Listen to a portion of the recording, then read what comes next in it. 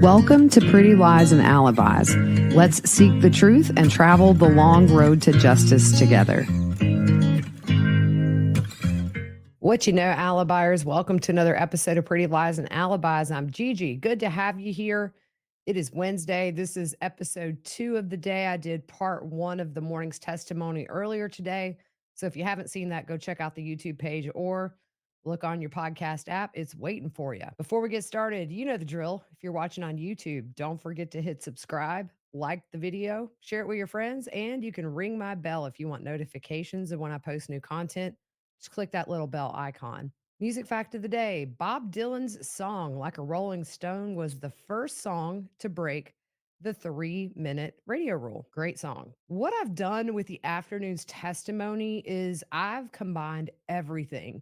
What the witness did was went through each person's financial accounts as well as relevant dates in the investigation.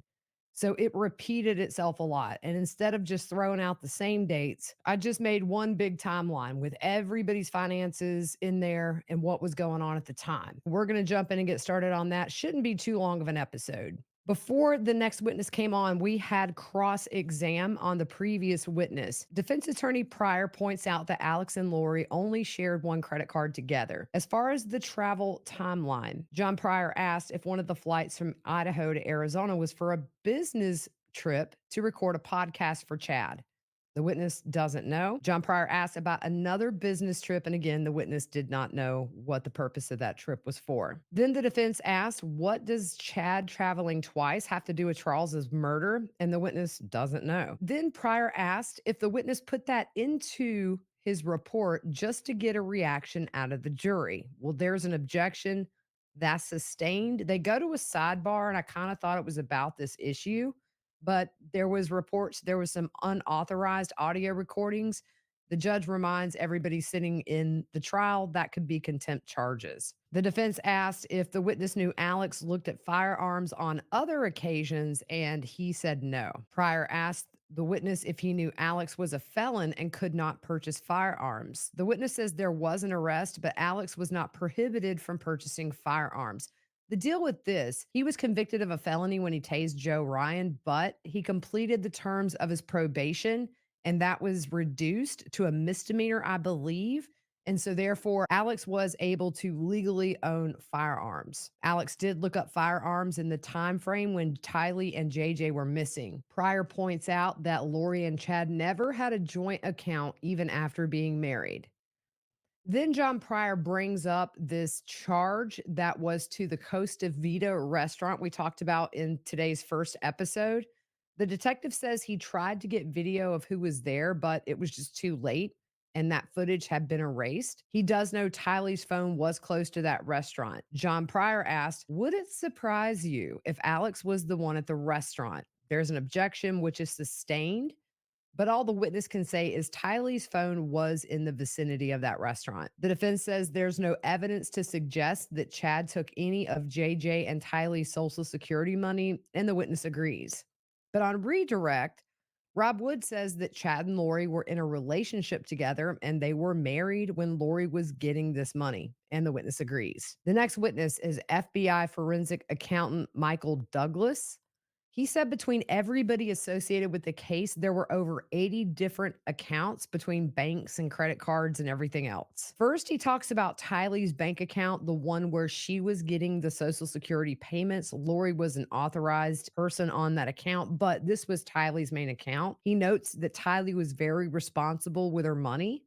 She got her GED in October of 2018, and then Lori opened this account for her. Tylee did have electronic debits for her Jeep payment, her cell phone with T-Mobile, and her Apple account. But between August and September of 2019, there was a change in those transactions on her account because Lori started getting these payments to her personal account. In August of 2019, Tylee and Lori opened up that BBVA account. That was a joint account.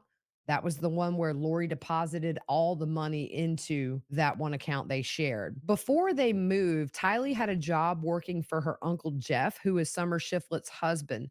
That accounted for some of the deposits into Tylee's own bank account at the beginning of 2019. I'm going to do what I call a master timeline of all the financials between Chad, Lori, JJ, Tylee, and there's some Alex thrown in here. All these dates were done separately according to each person, but I just went and threw them all together in a master timeline to make it easier. April 3rd, 2018, the death of Joe Ryan. June 14th of 2018, that's the first deposit Tylee gets for those Social Security death benefits for her dad, Joe. October 3rd, 2018, that's the first date Chad purchased a prepaid phone. October 23rd, 2018, Lori opens up her personal BBVA account. That's the one the Social Security money would eventually go into. October 26th, 2018, life insurance for Joe Ryan paid out to Lori. This is also the date Lori and Chad met. February 23rd, 2019, Alex's credit card bought a flight for Lori to Idaho Falls. In March of 2019, Lori is added as a card holder on Alex's Barclay credit card. March 14th, Lori uses that card to buy a flight for Chad to Arizona. April 17th of 2019, there is the purchase of the Jeep with Tylee and Charles co-signing. And on June 3rd, 2019, Tylee starts making payments on that Jeep. April 22nd, Lori pays for Chad to fly to Houston. May 31st, there is a prepaid phone purchase by Chad. He buys another one on June 17th. July 11th, that's when Charles Vallow was killed. July 12th, Lori's Bank of Hawaii account pays for Charles's cremation to Valley of the Sun Mortuary.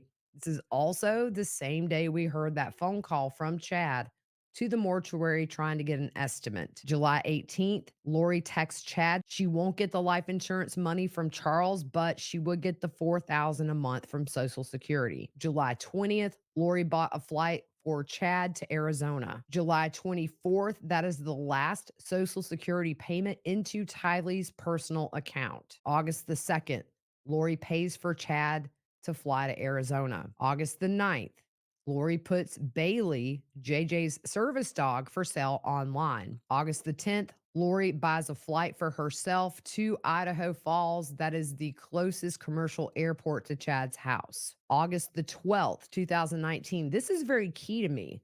Lori had a life insurance policy for $2 million on herself. She changed the beneficiary to Colby as the sole beneficiary. There was no JJ and Tylee on that account. This is August 12th, 2019, less than a month before Tylee would be murdered. August 14th, Lori applies for the townhome in Rexburg. She lists $5,740 a month in Social Security income. August 16th, Tylee's Social Security payment is sent to Lori's personal account. August 19th, Lori and Tylee opened that joint BBVA account. And August 28th, Tylee's Social Security payment is deposited into Lori's account. September 1st, they moved to Rexburg. The day that Tylee was last seen, September 8th, she got a text from Colby about sending him money through Venmo. That was a regular occurrence, according to the witness. Tylee responded to Colby she could not because Lori gets her money now. The same day Tylee was last seen alive, that is the day Tammy's life insurance was increased. He looked at search history related to the case as well. This is the day also where Chad Googles wind direction. September 9th, the day Tylee is buried on Chad's property, Lori sends an email to her accountant about a tax refund she has not received yet. September 10th, Tylee and Lori's joint BBVA account, that's added as a funding source to Venmo. Up until then, this account had not been added, so any deductions to Colby from Venmo would have come out of Tylee's personal account. September 18th, Chad buys a prepaid phone. Also, the same day, Lori and JJ's Social Security benefits begin to be deposited into Lori's account. September 20th, this is when Lori closes Tylee's personal account and withdraws that remaining $10 and some change into her personal account. September 22nd, that's the last sighting of JJ. There's a text about sending Colby Venmo from Tylee's phone. We know that text was between Lori and Colby. As far as transferring Venmo to Colby, this happened on October 1st, October 14th, November 22nd, and November 25th. Lori would text Tylee's phone saying to send Colby money, or she would text Colby saying that she put money into Tylee's account and then Tylee would send it. So you see, Lori's texting Tylee's phone almost as if she's trying to establish some sort of an alibi, maybe that Tylee was alive and she wasn't. That's all I can think of. On October 8th, Chad initiated a refinance. The next day, October 9th, that is the attempted murder of Tammy. October 10th, there is a Venmo sent, and the IP data showed that this was sent to Colby through Tylee's Venmo, and Lori was in Kansas City, Missouri when this happened. October 19th, Tammy is killed. October 23rd, 2019, this is when Lori gets that back pay of Tylee's deposited into her account. So at this point, Tammy Daybell is dead. And October 24th, Chad filed with the life insurance, and the same day, he canceled that refinance. October 30th, Chad files his life insurance claim for Tammy's policy. November 1st, Chad received his final check from AVOW, a voice of warning. That's the website where like minded people talk about prepping. And the deal with that is that Chad would write a column and the owner of AVOW would give Chad a percentage of the fees from people who read that column. November 5th, Lori and Chad get married in Hawaii. November 8th, there's that email about the rental property from Chad where he says they have no kids, no pets. November 18th, Chad purchased a SIM card and a total wireless phone card. November 29th, there is the trip to Knott's Berry Farm with Lori. The witness says some in laws as well as Chad's 5 kids. Moving on to December 20th, the investigation into Tylee and JJ being missing is announced by Rexburg PD. The same day, Chad transfers $1,000 each to 3 of his older kids who lived near him. January 3rd of 2020, that's the first search on Chad's property. He made 2 transfers totaling $1,500 to his middle son, Seth. One of those transfers was from his business account and one from his personal. June the 9th, the day the kids' bodies were found, Chad transfers $10,000 into his Mountain America account from his Spring Creek book account. The total Mountain America balance when he did that transfer was $20,000 and some change. The morning of the search on the property, the same day, y'all, he transfers $8,000 to his son Seth, $8,000 to his daughter Emma and her husband Joseph Murray. In that Mountain America account after the transfers, the balance was $4,400. The same day from his savings account, he transfers $8,000 to his son Garth. Mind you, the search warrant started at 7 a.m. He did this starting at 9:50 a.m. The total amount Lori received after JJ and Tylee were killed into her account from Social Security, $22,545.05. March the 6th, Lori is extradited from Hawaii back to Rexburg. And March 8th, Chad sells his Dodge Dakota and his Equinox to his 2 daughters, and they reimburse him $200 each.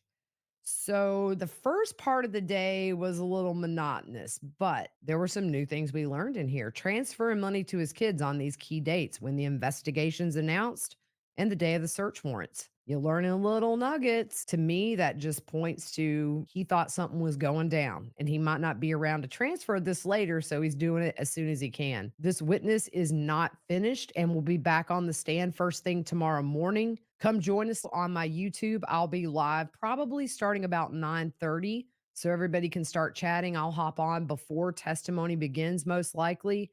Hoping to do a lunchtime live tomorrow if it's not all financial. That's it for testimony today. Hope you guys have a good rest of your evening. We will see you soon.